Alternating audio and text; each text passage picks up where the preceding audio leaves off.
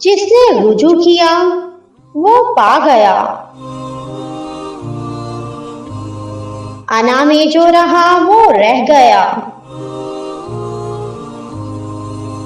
جو تنہا رہا وہ فنا ہوا،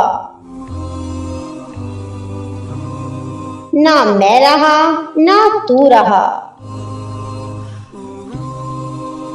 جو جھک گیا وہی سب پا گیا۔ اپنی تقدیر کا ہر فیصلہ اللہ کے ہاتھ میں دے دو، اس سے دعا تو کرو مگر ضد نہیں، کیونکہ جب تم اپنی زندگی کا ہر فیصلہ اللہ پر چھوڑتے ہو نا تو اللہ بھی وہی کرتا ہے جو تمہارے حق میں بہتر ہوتا ہے۔ اس لیے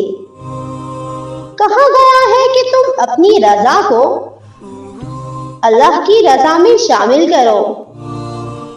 پھر دیکھنا وہ کس طرح اپنی رضا تمہاری رضا میں شامل کر دیتا ہے۔